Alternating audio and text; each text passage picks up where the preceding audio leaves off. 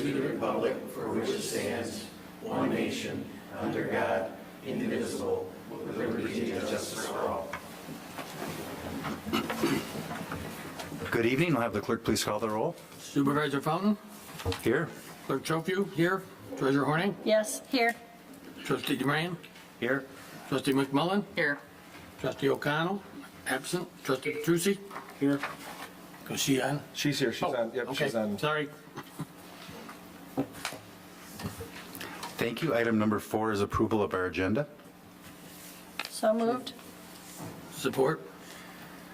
Motion by Treasurer Horning, second by Clerk Schofu. Any discussion? Being none, all those in favor say aye. Aye. Those opposed, nay. Motion carries. Call to the public this evening. Anybody a call to the public?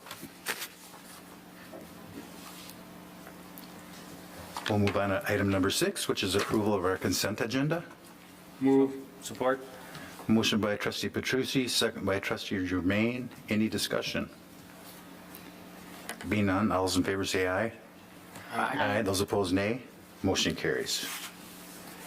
Consist item number 7 is pending and new business. We have 4 items this evening. The first one is site plan application 23-008, Highland Reserve Plan Development, and this is the preliminary site plan. Good evening.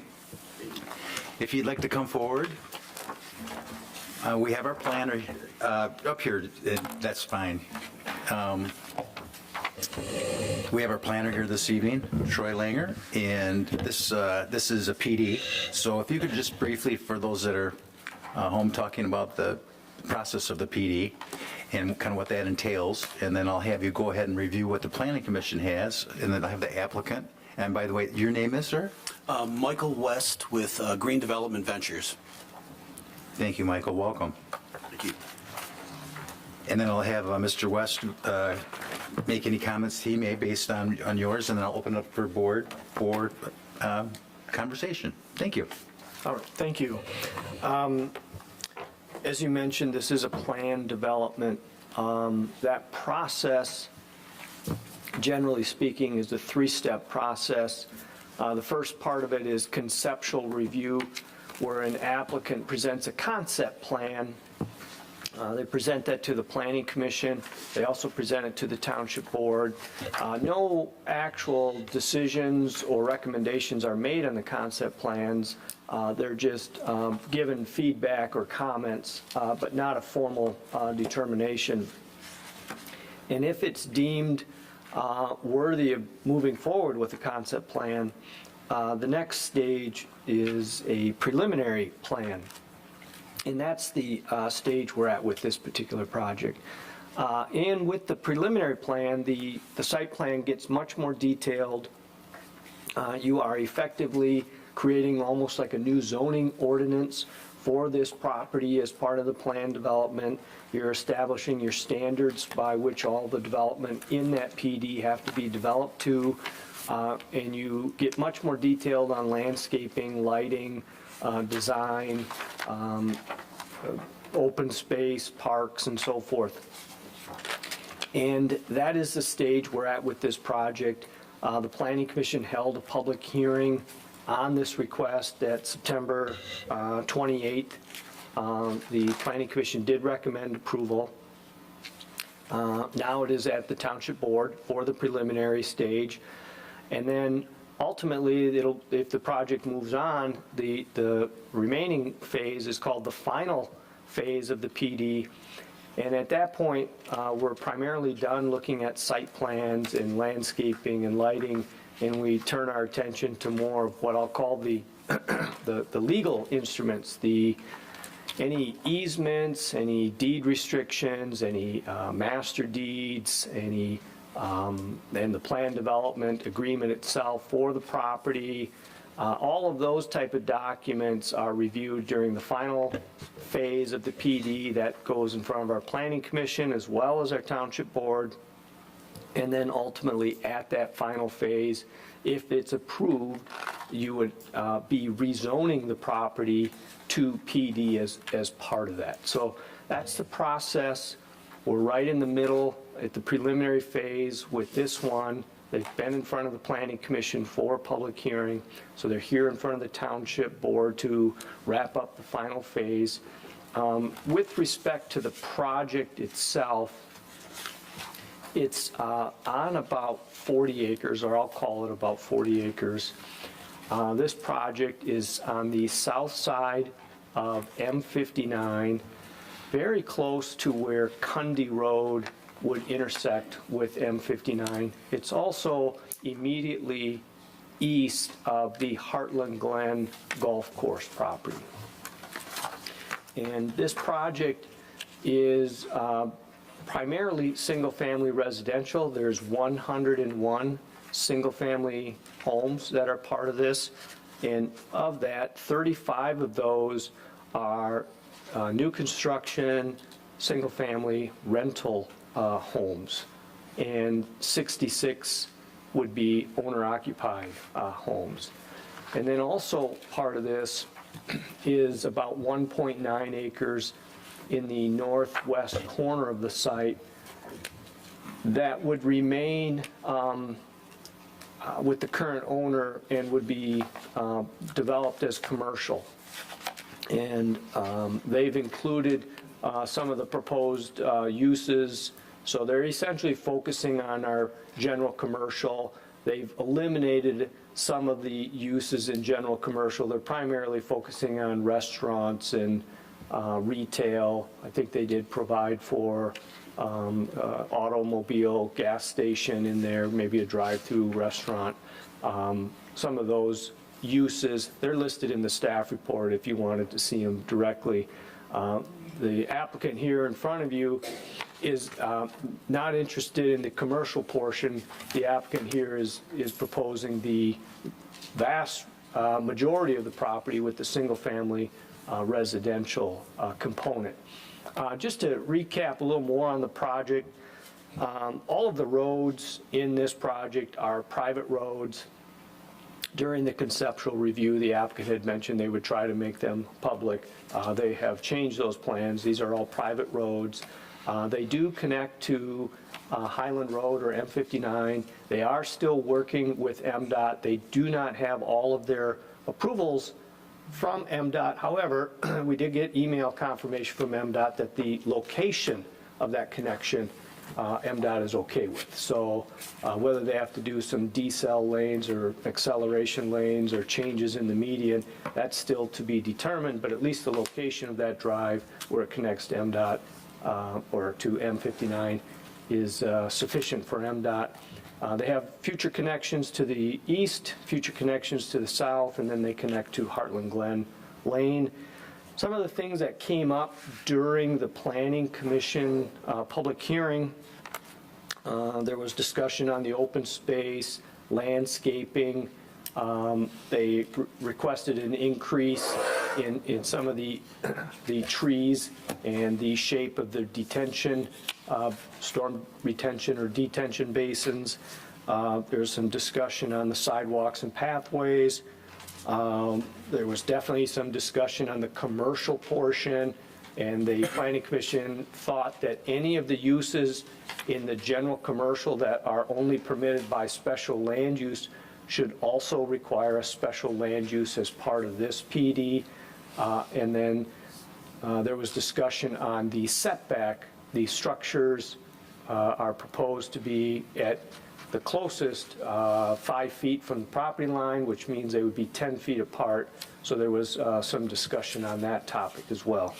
But ultimately, the Planning Commission recommended approval, and we are here tonight to discuss at the board, and I'll be available to answer any questions that may come up. Thank you, Troy. Mr. West, do you have anything to add? I do not. If you recall, I think the last time I was in front of you folks was back in April with the conceptual plan, and since then we've been working closely with Mr. Langer and staff to try to address all the issues. We still realize that even following a preliminary plan approval, we'd need to go through step 3, which is the final approval, and get all our easements and agreements in line. We have had preliminary conversations with not only with MDOT, but with the Drain Commission, Redwood. We've initiated some of those conversations, and obviously we'd need to get all those things in line before we could come back with final plan approval. But if you have any questions, I'd be more than happy to try to answer them. Okay, thank you. Board members?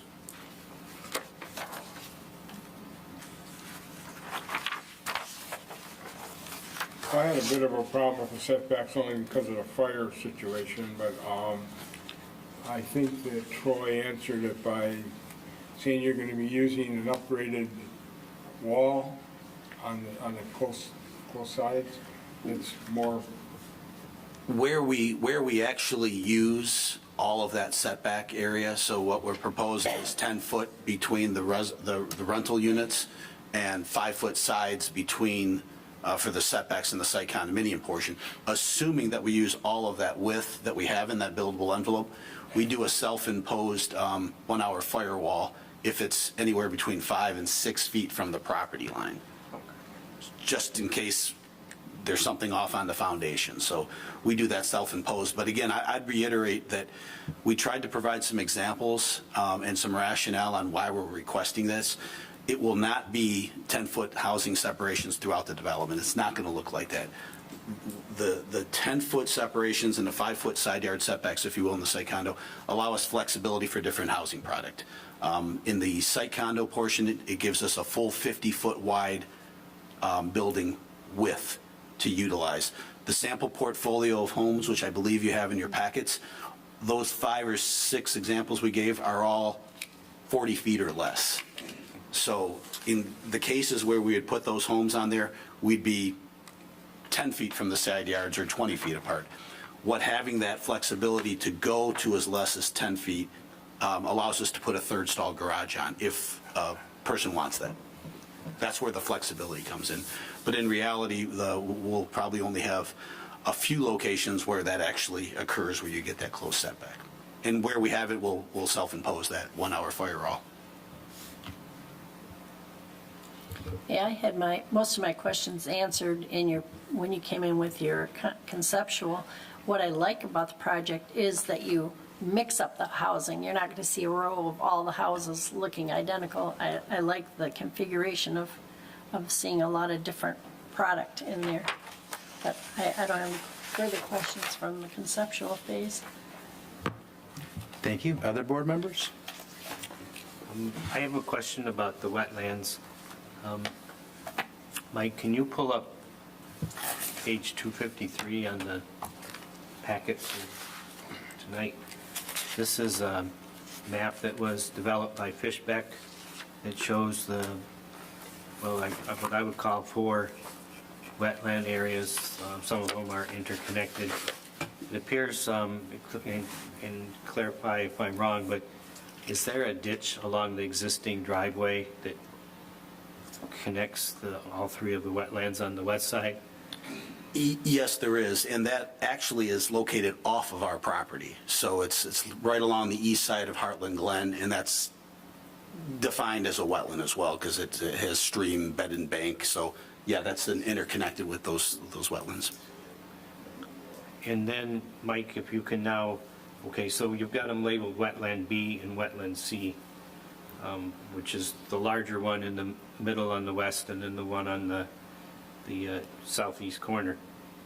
But now if you bump back to page 113, it shows the layout of the entire complex, and it appears to me that you have purposely designed it to utilize these wetland functions or areas, and you're not really destroying them or eliminating them. They're part of the open space that it counts in the 40 acres. Yeah, that's correct. Now, in the plan you submitted, you've got references to a walking path.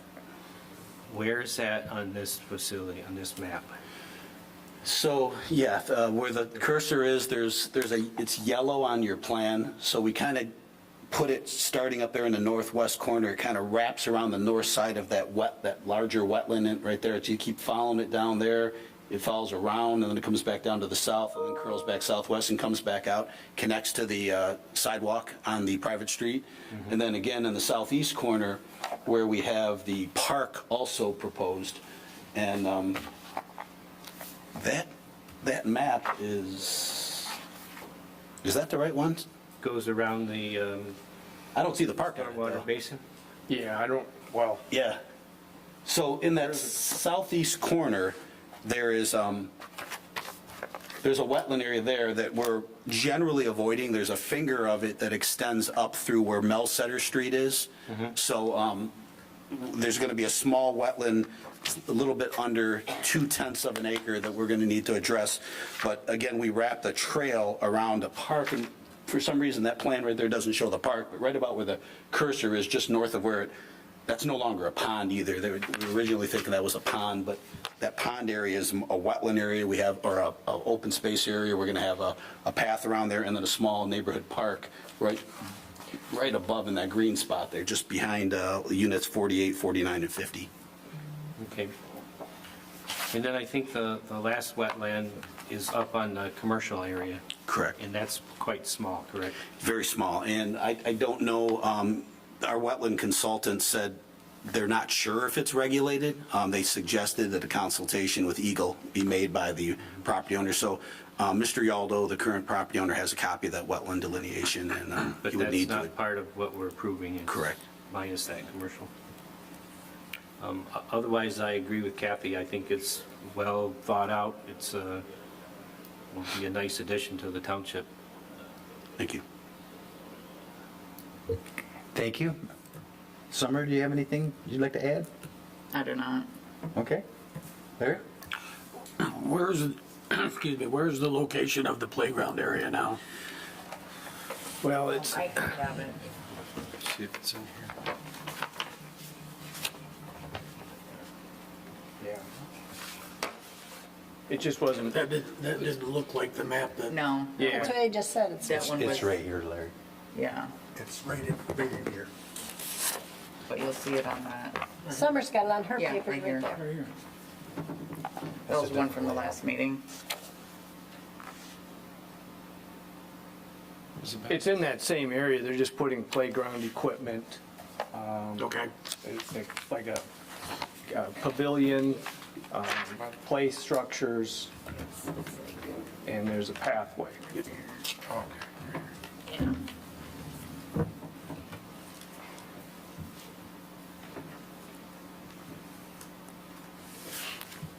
Right in here. Did you have any other comments? Yeah, no, I was looking at the plan in the booklet, and where the playground is where the, Yeah, the one that we have is different than Yeah. what's there. so this is the, Yeah, I couldn't explain why this one is here, but that looks more like the concept plan, actually. Yeah. so the one in this package is the one? Yeah. Thank you. Good. It's probably because Carol was out with COVID. So I have just a couple quick questions. One is connectivity into the neighboring property to the east, which is Mayberry. I'm sure that Mayberry doesn't have anything that's going to be exactly like that, but your intent would be that you would be able to go from your development into that one and vice versa. Correct. Okay. So that leads me to my next question. I'm sure by the way, that's probably the largest traffic study I have ever seen. I kept going through it, and I don't know what a lot of those symbols mean. You'd have to be You'd an be both. engineer. Yeah. I think they get paid by the page. the They traffic do too. engineers, so. That was a big expense, but you did mention that MDOT has approved where the exit is coming out. Could you Yeah, put that back up on there, Mike? Just- Yep.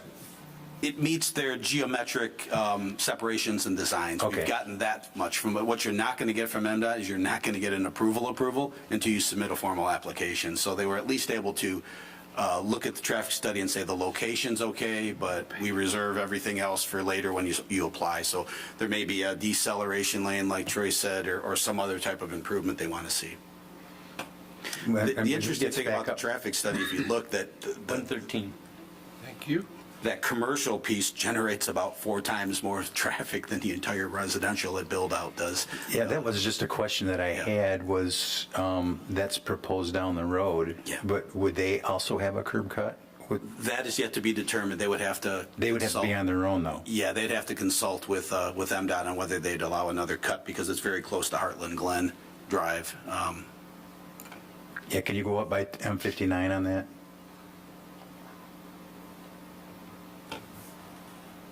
So that 2.16, no, that's on the left-hand side, right? 1.9 acres? So when they did the study for your access, they didn't take any consideration other than the Heartland Glen entrance? Well, no, I think the traffic study includes both scenarios there. Okay. The MDOT, I don't think, really looked so much at this yet, because there wasn't a specific development plan prepared. They said that they would want to hold judgment for further review of that when a development plan comes to be. Actually, at one point, Mr. Yaldo did have a little concept plan drawn, which did reflect a connection out to M59. And in my discussions with MDOT, where they had a number of issues with that connection, and then I had a conversation with Mr. West to say, we might just, since that's not anything set, we might just want to take that off, or this whole project's held up because of that connection in the commercial. Since we don't know what you're doing in the commercial, do you really want to hold this entire project up on that issue? And then the plan was revised to just keep it blank. And any connection they want to get, they'll have to go to MDOT for, if that helps. That concept plan was pretty intensive, too. It was a gasoline station, a convenience store, and a drive-through restaurant all together. So they really, I think that's why the traffic study reflects that traffic generation. That may not be what Mr. Yaldo gets approved in the long run, just doesn't know at this point. Can you move this slide up just a little bit? I have a kind of just a general question, go up the other way to the bottom of the property line. And I noticed that you also have another road potentially that could lead into that. And who knows what that's going to be down the road, correct? But it's anticipated that that would be a second access to M59 from anything that's developed beyond this property line. A second access to M59? So if From the Heartland Glen property, so what I think he's referring to is when Heartland Glen develops, if there's a development south Oh, I of see. you, Okay, I see. that traffic could go through your property to M59. And/or Heartland Glen, potentially. Yeah, I don't know how it would develop. We're just making provisions for that potential future residential development to interconnect the projects. So just a general question, and I'm sure you had this discussion, but those roads are wide enough and large enough to handle any development that comes back later on? Yes, I mean, I think they're meeting all the standards, other than there's a slight difference in the width, but they're 30 feet back a curve. I believe they're in a 66-foot private easement, so they'll be more than sufficient to handle residential traffic. Okay, those are all the questions I had. Any other questions? Troy, any final comments? No, very good questions, and questions that came up Planning Commission also, again, very good, so. I do want to say that this packet that you put together is, in my opinion, way beyond what you would typically do for a preliminary. Would that be kind of factual? Well, yeah, it's beyond what we normally do. Mr. Langer gives us good direction and comprehensive reviews over the summertime, so we made sure it was a complete packet. It has a lot of information, and I'm actually going to steal some of it on future applications that I make, because there's a lot of good stuff in there. So just, again, in the process, we've gone through the preliminary, we've gone through the conceptual, the next one would be final, and that's all the the lawyer stuff, pretty much, correct? Yeah, all these road connections, we'll have to do documents to put forth that these easements and future road connections happen. The last thing we want to do is have where they sit vacant, and then Mr. West is out of the picture, and now we're dealing with a homeowners association who says we don't want to connect to the neighboring property for fear of a racetrack coming through. We want to have all that stuff in place so those connections happen. And that's just an example. There's other easements in here and in the PD agreement itself, so. Okay, thank you. Yep. If there aren't any other questions, any final comments, Mr. West? No, I'd just like to thank Mr. Langer and the board and the planning commission for the review. It's been very thorough. I go to a lot of different communities, and Heartland Township has their stuff together. I was telling Troy, very comprehensive, very clear in the direction, and that's refreshing, because that's not always the case when I go to some other communities. They don't have the staff or the professionals on staff to assist us, so we greatly appreciate that. Thank you. Did you find that our ordinance book being online and accessible, and Oh, yeah. that was very, I mean, just, it's pretty easy to follow? It is. I mean, it's thorough, but it's definitely easy to find what you need to do, and if you don't, you just reach out to staff, and they're very responsive. So it's been a pleasure to work with Troy and everybody. I'm a former municipal planner, so Troy and I can talk that planner talk stuff, and I did it for 24 years before I came and joined Dale and Edwin about 3 years ago. So I worked for the city of Portage, and they functioned a lot like Heartland did. I enjoyed working there because it was very thorough. It was very collaborative in how you worked with people, and all the information was there. And if there was a question, we got him an answer, and that's what Troy's done from day one. If we have a question, if he doesn't have the answer, he'll get it for me. Thank you. And Troy, that's called clear zoning Yep. in our ordinance? Okay, that's what I thought. Well, thank you. If everybody has final comments, I'll entertain a motion. We typically don't. Thank you. I'll move to approve site plan PD number 23-008, the preliminary plan development site plan for Highland Reserve Plan Development as outlined in the staff memorandum dated October 10th, 2023. Support. Have a motion by Treasurer Horning, second by Trustee Germain. Any other comments? Being none, all those in favor say aye. Aye. Those opposed, nay. Motion carries. Thank you. Thank you.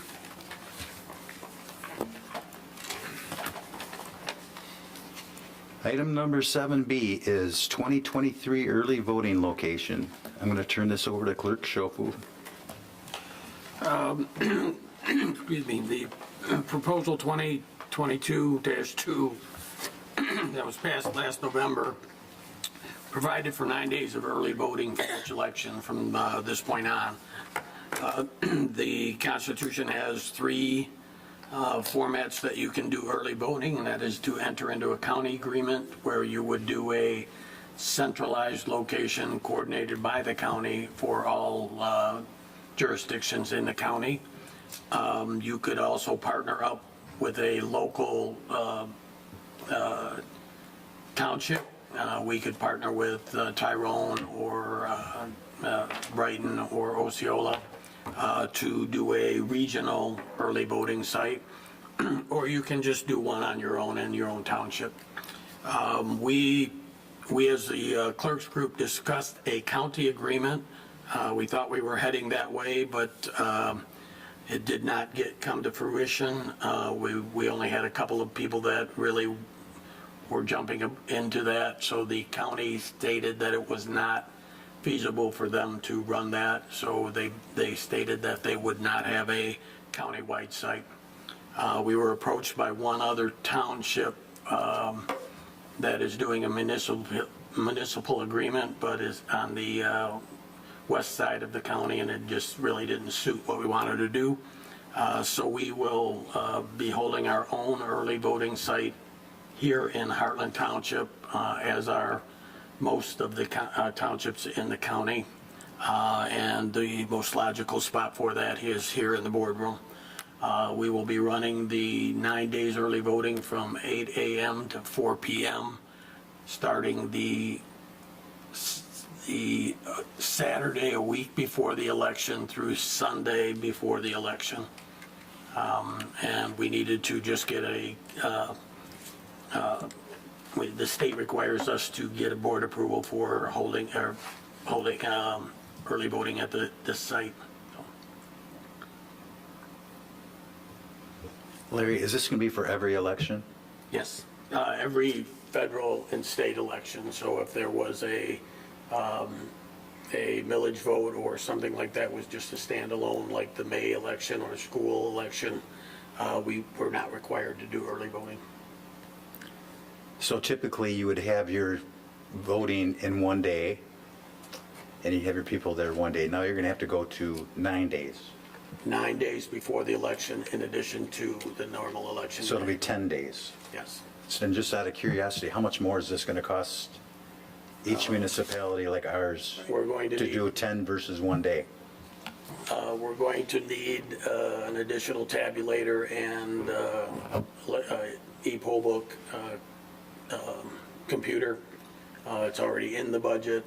We had it in the budget for a 6th precinct, but they've changed the limit on how many people you can have in a precinct, so we're going to use that for the early voting site. We will have to staff it with 4 people for the 8 hours for each day. And again, it's going to be, we didn't put a number to it. We did, and take that back because I had to submit my costs to the county for grant approval. There is a grant approval that the county will submit on behalf of the whole county.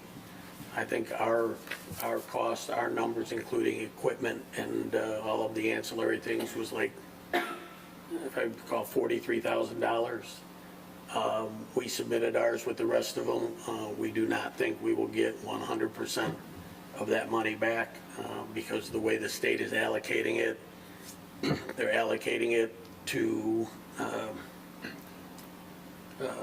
one site for every 2 townships or so. In Livingston County, there's 18 jurisdictions, so they're allocating like 9 early voting sites. Being that we're all going on our own, we're going to have like 16 voting sites, so we will not get 100% reimbursement. We really have no idea what we will get for any kind of reimbursement from the state. But it's going to be, it's probably not all total going to be 43,000 because we can do some minor things with current staffing and that kind of thing, but it's going to be expensive. So will this format be used in the early voting for the president and that type of thing? Yes. We will, it will be required of the presidential election in February or March, whenever they decide to hold that, and along with the August and November elections in 2024. So roughly how much more does it cost? The do it. total of all 3 elections was the $43,000. And what's the rationale behind this? Just curious. They're trying, I don't know what the state government's doing. It's supposed to make it easier for people to vote. So it's mostly driven by the larger cities, which, you know, have the long lines and that kind of thing. I regard us as a middle range. We're not small, we're not large, but we're the ones that suffer the most because these things really aren't needed in our township. But it's the law. So we really don't have a choice but to approve this? You can say no and I'll go find another site. In terms of logistics, Larry, if you hold it here, do you think you would use this front room so it can kind of be isolated from the rest of the? No, we would more than likely just be right in here. In here, okay. We took a look at the hours. We made sure the hours give us enough time to clear out before any meetings that were held in the evenings. That's why we went from 8 to 4. So again, we're just going to have it right in this room here. Have they already established rules, like where you have to put the ballots and all of that? Yep, So will you have to tabulate every night? yep.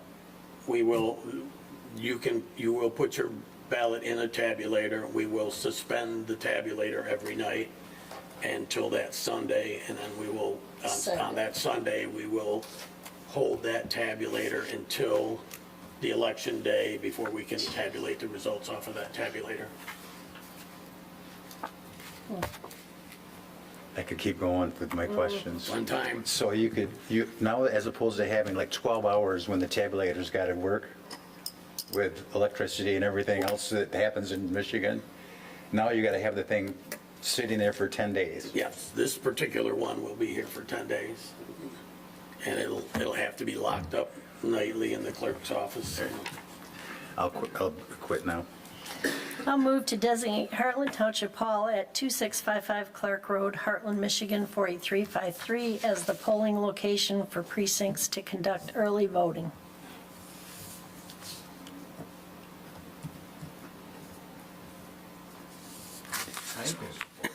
Is there support? Somebody? Support. Motion by Treasurer Horny, second by Trustee McMullen. Thank you. All those in favor say aye. Aye. Those opposed, nay. No. You gotta have one name. Yeah. First one out. Don't have anything else to whatever Forrest Gump said. I don't have anything else to say about that. Okay, let's go to Township Hall roof replacement. Mike? Thank you, Supervisor Fountain. We've discussed this multiple different times. Hold on, sorry, I gotta get, it's running slow today for some reason here. So we've discussed this multiple times here at the, whether it be in the manager's report and whatnot. Our roof here at Township Hall is past its useful life.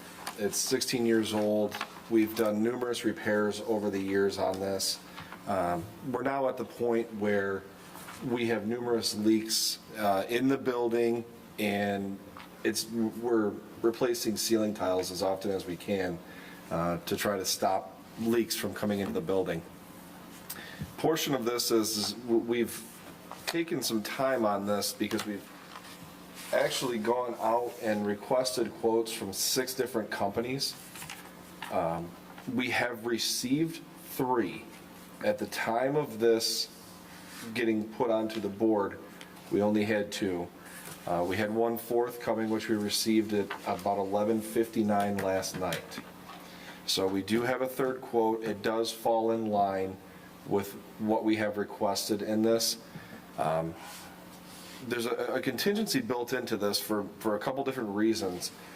Realistically, the shingles that are on our roof currently are, for lack of better terms, a homeowner grade shingle.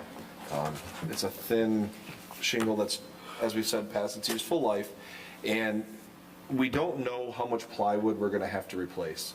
Once we get into this and start taking the roof off, we know there's multiple areas that are patched throughout various places here in Township Hall, and we just don't know exactly how many pieces of plywood we're gonna have to replace. So I've built in a contingency into this, as you can look through the contracts, or the quotes, I should say, and each piece of plywood we're allotted 2 in the replacement originally. Each piece of plywood or OSB replacement after that is $75 a sheet. So that can add up quickly. Once we get into this, we tear it off, it could be 50% of the roof, the plywood that needs to be replaced. We just don't know. As you know, when you have a leak that comes through in the roof, where it appears in the building is not necessarily where the roof is actually leaking. So it's going to follow the path of least resistance and fall at some point. So the 2 contractors, along with the 3rd that we received last night, have all stated that they could do this in November, which will get us a new roof before winter, which is a very good thing right now. So I think at this point, any questions you may have, I think we've vetted this quite a bit through here. We all know this was a major issue coming through that needs to be replaced. And answer any questions you may have. I have a quick question. There's two different kinds of roof up there, correct? One's with shingle and one's Correct. like a flat. A Membrane. membrane roof, Membrane? yes. This only includes the asphalt portion, correct? Correct. Every analysis we've had on the roof, which we've had multiple at this time, every company is projecting that the membrane roof, the life expectancy is another 8 to 10 years. There's some maintenance that needs to be done on it in the next few years, but 8 to 10 years is what they're projecting for that membrane roof for life expectancy from this point on. So it is, yes, two separate roofs. The one that we're talking about this evening would only be the asphalt portions above the chambers here and along with the regular portion of the building. I did want to bring up, we talked about this extensively at admin, and we talked about the pros and cons of going with a metal roof versus a Correct. very high-quality shingle roof, which is, I believe, what we have in front of us. Yes, And the new shingles should last 30 years, correct? correct. So I asked Kathy how old this building is, and she said it was, what is it? 17 or 15, 17? 16 or 17. Close to that? Close to that, 2007. Okay. So being ages of buildings, we were thinking, 30 years is quite a long time, and when a building gets to be close to 50 years old, sometimes they've kind of used their life expectancy as, seems like a lot of times after 50 years. So as opposed to going, we didn't want to put that, because a roof is almost a lifetime, correct? I mean, it's a long time. Yep. And it was very difficult to justify spending around $200,000 more for a metal roof Correct. than this, when who knows what's going to happen 30 years down the road. Now, we all know 30 years goes by pretty quick as well. But again, just being the age of this building, if this was a new construct, I think we would seriously look at a metal roof. Yes. But is there any questions on that? Matt, do you have any experience with metal versus shingle? No, Mike and I talked about this earlier this week, and the improvement in the technology for shingles has really improved a lot recently, so I think that if we change the look of the shingles up there, it's going to change the whole look of the building, and it'll be out of place with things that are already in the area, so I'm comfortable with the shingles. Have you chosen a color scheme and gone through it with, like, Matt? To make sure he's comfortable with what No, you're so saying? You're saying not to change the way it looks now. We're not going to change the way it looks. It's going to be the same color scheme, Classic. same dimensional. You're good with that? The difference with this is, and I want to reiterate too, the shingles that are currently on our roof are a normal asphalt shingle, okay? What we're proposing in this is actually a composite-based asphalt shingle. It's much thicker, it's much heavier, it's not a thin builder grade shingle. This is something that can withstand hail, weather, those kinds of things.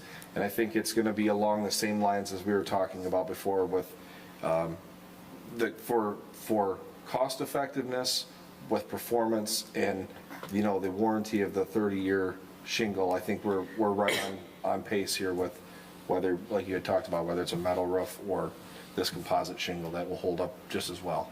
And they're going to take off the old roof? Correct. Yeah. Tell them to be careful of our new landscape. Right. So, Adam, I got a question for you. It wasn't too long ago that we put new shingles on the fire hall. Did you go with a composite? Not a composite. We did go with a higher grade asphalt. So the lowest end, which is quite possibly what you have, is a blend of fiberglass and asphalt. And those generally are a 15-year, you're lucky if you get 20-year out of it. Okay. So you mentioned, and I just, you mentioned it, so I know I got to ask the question because it's bouncing around. So you mentioned they're a lot heavier. Is there any load limit issues with this roof? No, it's the way it's distributed. It's like the way the shingle weight is actually distributed along the wood. It's not going to be exponentially more in one pressure point or one point. It's, when I say heavier, it's very minute, but when you look at roofing material, the thickness and the density of that plays into the wear of the shingle itself, if that makes sense. So Adam, you were right on, because it says this is 16 years old. So, and I went through this a couple different times. Which firm are you recommending that we go with? So right now, what I'm looking at is the Go-To Roofing. That's the one that has the thicker composite shingle, along with how they are speccing the job out with a 10-year no-leak guarantee from the company itself, along with the warranty on the shingle. They are not tied to a shingle manufacturer in any way, so they do not, play favoritism with one way or another. They pick the best product for that job.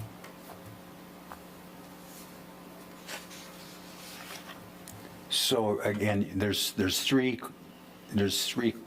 choices of shingle. Correct. Which one are you recommending? The Class 4 Hail Impact Polymer Modified Shingle. And that's guaranteed for 10 years with no leaks. Just from the roofing company, not the shingle manufacturer. That's a separate warranty.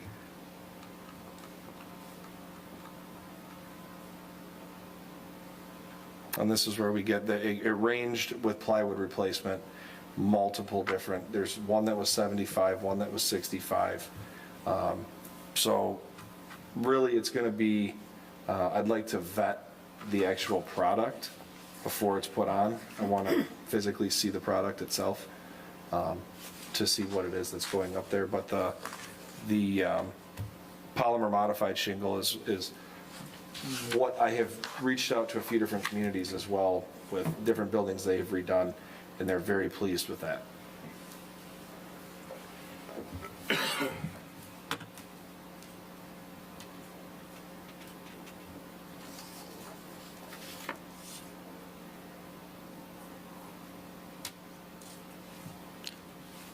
So why does it say that it's a limited lifetime on economy, and then the next one up doesn't say anything about some type of a lifetime? Because the limited lifetime is essentially what we have on the roof currently. So what's the expectation of the one that you're suggesting? 30 year. 30 years? Okay. Other questions? I'm similar to what the supervisor just said. I'm confused on how you came up with 109,000. If you're going with that one you just had up here that was Yep. 79,000, Yep. if you go with a 20% increase, that's only 95,000. So where's the other 15,000 coming from? Plywood? So, yep, so what I did is we basically measured out the roof, came up with a rough 150 square for the roof. I think it's a little bit less than that, but for the sake of what we're trying to budget for here, went with 150 square, there's 2 pieces of plywood per square. If you take that, divide it in half with 50% potential replacement of plywood, that's where I came up with a number for plywood replacement, along with the contingency for the metal portion of the roof that's above the clock tower, or the clock on the outside of the building. There's flashing around that. There's the metal roof itself, along with fascia board and flashing around the building. So adding the contingency on top of potential plywood replacement is how I came up with the figure in front of you this evening. Okay. Any other questions? Being none, I'll entertain a motion. I move to approve the replacement of the Township Hall roof with contingency funding in the amount not to exceed $109,337, and to allow the township manager to act on behalf of the township for decisions related to this project. Support. Motion by trustee Jermaine, second by clerk Shofu. Any other discussion? Being none, all those in favor say aye. Aye. Those opposed, nay. Motion carries. Thank you. And item number D is appointment of Michael Luce as our township manager. Our board met last week and had a discussion of, Mike was a temporary after Mr. West left for just over 60 days. And we had stated at that point that we would see how things go with Mr. Luce, and we had a unanimous vote to keep him on as our permanent manager. We have a committee, manager committee, which is Larry Shofu, Matt Germain, and Joe Petrucci, and they are in the process of putting together a compensation and contract for Mr. Luce, which would be through, I believe, May 30, 2025? Or 20 April, it was through March 31st for a fiscal year, at the end Oh, of the at fiscal year of 2025. Right, yep. Anybody want to add anything else? Welcome aboard. Thank you. I would say that our managers committee did meet this evening at 6:30. We anticipate having our draft contract reviewed internally, and the goal is to present it to Mike, give him a chance to review it, and then if all things go well, we would have that on our first November meeting, which is in 3 weeks from today. Okay, thank you. Anything else this evening? We'll go to board reports, and we start with, did I miss There something? was a motion there. Oh, I'm sorry. You need a motion for that. I move to approve the appointment of Michael Luce as Heartland Township Manager effective October 11th, 2023. And should we put in that motion that we recommended that he get the same salary as Bob right now, effective that date? It's in the contract. It's going to be all. That's going So to it's be in gonna the retro to contract. October 11th? Okay, so that's my motion then. Support? Support. Treasurer Horning had the motion, clerk Shofu with the second. Any other discussion? Being none, all those in favor say aye. Aye. Those opposed, nay. Motion carries. Thank you. Let's go to board reports. Treasurer Horning? Trustee Germain just asked that I speak to a little bit about the G2G contract. It was the identical contract that Bill and I signed 5 years ago. There's no changes in it. But the reason that we have a contract and agreement with a different entity is government cannot accept credit card fees because the auditors say that we can't absorb somebody's credit card fee using township funds. So most governments, including a lot of universities, I believe the county, us, Oakland County, they use an outside service. This one has seemed to be good. It's a 2.75 rate for the people using it. They can also go online and just use an e-check for $2.50, which is probably, a pretty good thing for people who want to use their credit cards or debit card. It's any card. What else were your questions, Maria? Just the contract that we approved in the consent order, basically, we're acknowledging that they're going to provide the service on behalf of the township. And then when people pay with a credit card, that fee goes directly to To that them, company. right, to them. But they can also not be they cannot make a profit, just like us, it's Oakland County. So there are times that we do get a reserve money back on that. We've never had to pay any fees, but we do sometimes get money back because they're not allowed to make money, so they share that without whoever's using it based on your usage. So it's really been a good product for us. It's fairly easy to use for people and for at our end too. Thank you for that clarification. I just wanted the public to know that when they pay with a credit card, they're actually paying the fee Separately. separately, and that's not an expense to the township for Right. that privilege. And it even shows up on the credit card separately. Thank you. Trustee Jermaine? No report. Denise, if you have anything to add?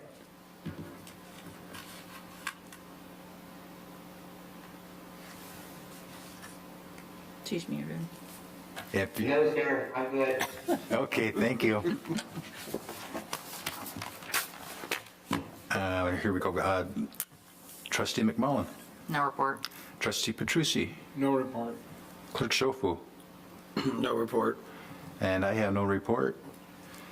Anything else this evening for our regular session?